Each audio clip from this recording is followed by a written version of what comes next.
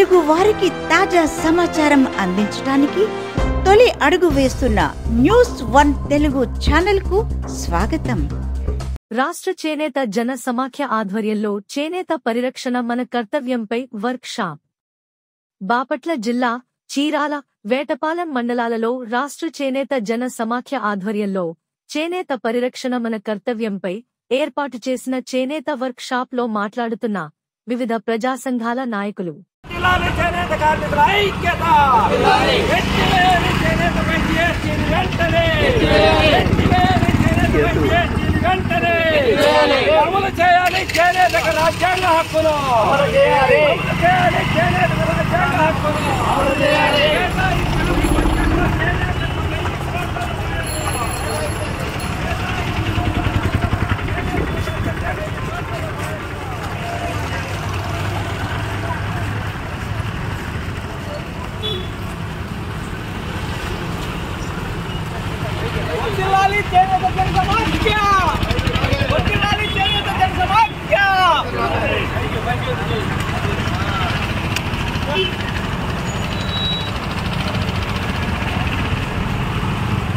రాజ్యాంగ రక్షించడం కానీ, ప్రజాప్రతినిధులు ప్రజల కోసం పనిచేయడం కానీ, పోలీసులారా మీరు అమాయకులు జైలు పెట్టి కొట్టబాటడం కానీ, చివరికి తల్లిదండ్రులు బిడ్డల్ని పోషించాలని కూడా ర్యాలీ చేయాలా?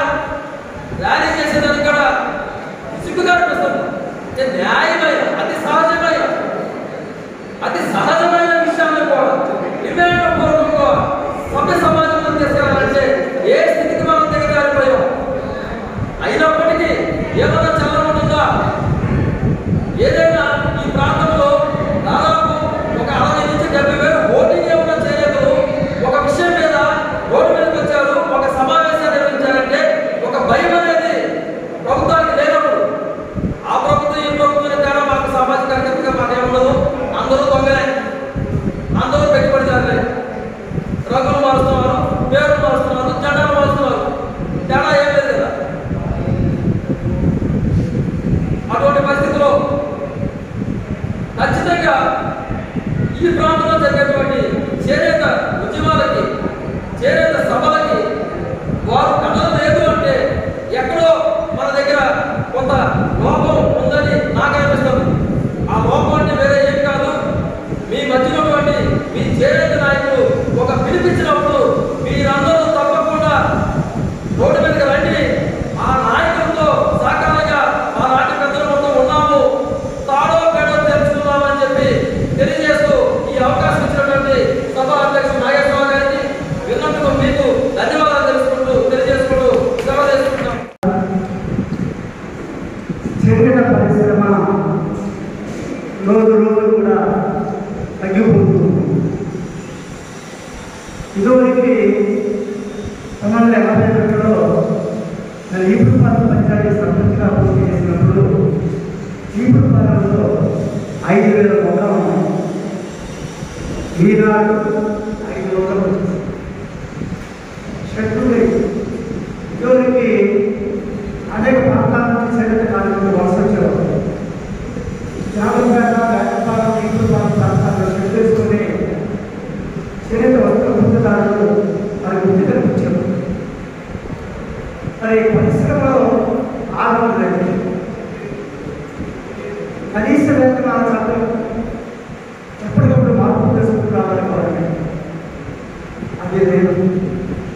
మనకి శ్రమశక్తి తగ్గట్టుగా మనం ఎంతైతే కష్టపడతామో ప్రతి సాయంత్రానికి అంతే ప్రతిఫలం మనకు లేదు.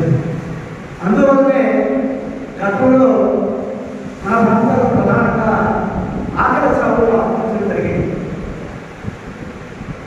ఆ సందర్భంగా పెద్ద స్థాయిలో ప్రజాప్రతినిధులు పెరగబోతాయి గారు, ఇక్కడ మన సోమక్క గారు, అలా రాష్ట్ర మొత్తం మీదుగా అనేక మంది పెద్దలు ఉద్యమాలు చేశారు. మరి ఈనాడు ఎందుకు గతంలో జరిగిన ఆకలి చావులు ఆత్మహత్యలు అంత మొత్తాలలో ఇప్పుడు జరగడం లేదు కదా అని ప్రశ్నించవచ్చు. అది వాస్తవమే. దానికి కారణం మన పరిస్థితి. సందర్భంలో మరి జూలై 21 ఆ రోజు మహాత్మా గాంధీ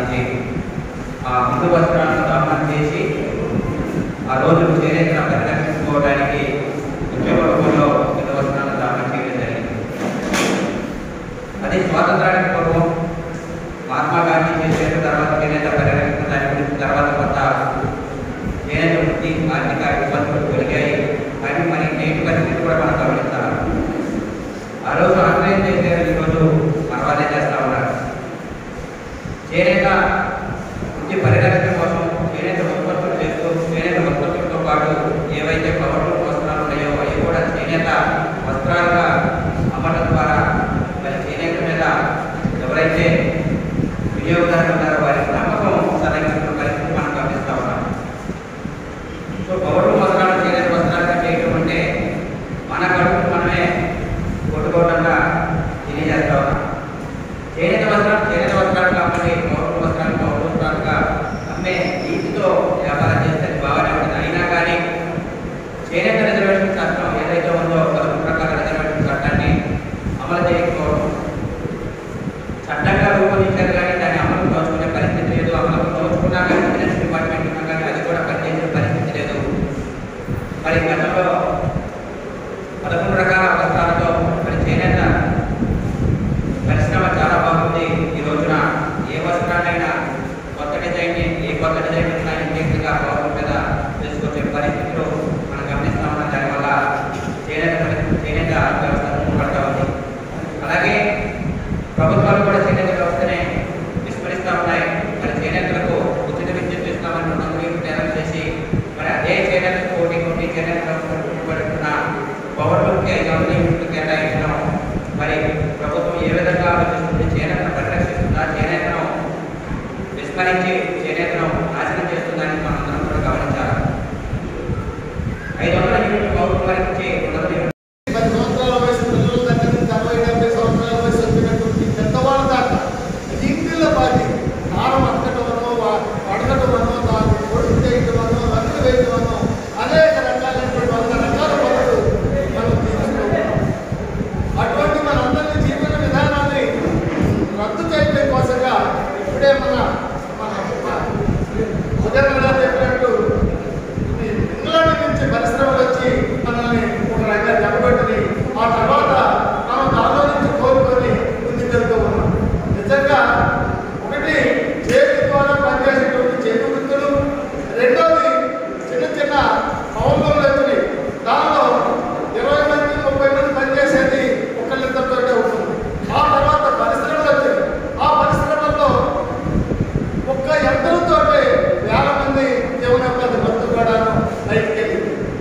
ఆ రోజు 1985లో ఈ చేనేత కార్మికులు పని లేక ఆకలితో అట్లాగే ఆత్మహత్యలు కూడా చేసుకుంటూ ఉంటే ఇక్కడ పల్లెల నుంచి జనాల దాకా పెద్ద ర్యాలీ జరిగితే ప్రభుత్వం దిగి వచ్చి మీకేం కావాలని చెప్పి జరిగితే మేము 22 రకాల మాకు రిజర్వేషన్లు కొన్ని వస్తువులు వాళ్ళు తయారు చేసుకున్నా వృత్తి కవరు దండి లాంటి కొన్ని వస్తువులు మాకు తయారు చేసుకోవడానికి రిజర్వేషన్ కావాలని చెప్పి జరిగితే ఆ రోజు ప్రభుత్వాలు కట్టడం చేసింది. ఆ తర్వాత 2001-2000లో మళ్ళీ అదే పరిస్థితి వస్తే అప్పుడు మళ్ళీ పెద్ద ఎత్తున చేనేత జనసమాఖ్య ఆధ్వర్యంలో ప్రజలందరినీ సంతృప్తం చేసి ముందుకు తీసుకెళ్ళడం వల్ల ఆ 22 రకాలని 11 రకాలుగా రిజర్వేషన్ కట్టడం చేశారు. ఆ ఎన్నికలు జరుగుతుంది అంటే వాటిలో కూడా ఈ పౌరుల వస్తువులు వాళ్ళకి చౌకగా తయారైంది కాబట్టి మన చేతి మీద తయారు చేసిన వస్తువు అయితే ఎక్కువ కలిగి ఉంటుంది కాబట్టి వాళ్ళ నుంచి మనం తప్పుతారనుకుంటాం. కానీ ఏ ప్రభుత్వాలు చేయాల్సిందండి వీళ్ళు జీవన విధానం ఎదుకోవాలని వాళ్ళకి మంచిగా జరగాలని చెప్పేసి కోరుకోవాలి. కానీ ఎంతసేపు పారిశ్రామికవేత్తలకి మన జీవన విధానం మొత్తాన్ని కూడా నాశనం చేసుకుంటుంది. మనకు అంతకు ముందు ప్రాజెక్టులు ఉండే వాళ్ళు తయారు చేసిన వస్తువులు వేరే వాళ్ళకి ఇస్తే లక్షలు ఆపేసి మన సొసైటీని ఇబ్బంది పెట్టే పరిస్థితి మీ అందరికీ తెలుసు. అట్లాగే మాస్టర్ యూనివర్సిటీ మన వాళ్ళకి కూలి సమస్య వచ్చినప్పుడు ఈ చేనేత జనసభ కార్యక్రమంలో అనేక ధర్మాల్లో ఒంగోలు కానీ చైనాలో కానీ ఈ ర్యాలీలు కనిపిసి జనాన్ని చైతన్యవంతం చేసి ముందుకు తీసుకెళ్లాల్సిన పరిస్థితి ఉంది. 2016లో ఈ జనానికి పనులు లేక ఇబ్బంది పడుతుంటే కారంచేడు ఇతర గ్రామాల్లో రైతుల దగ్గరికి వెళ్ళి, ఎందుకంటే రైతు పండించినటువంటి ప్రతిని మనం నాణ్యంగా తయారు చేసి పంటగా తయారు చేసి ప్రజల దగ్గరికి తీసుకెళ్తున్నాం కాబట్టి వాళ్ళు కూడా మనకి సహాయ సహకారాలు అందించి ఏదో రోజు 2 రోజులు అన్నం పెట్టిన పరిస్థితి కూడా ఉంది. మా న్యూస్ 1 తెలుగు ఛానల్ని సబ్స్క్రైబ్ చేయండి.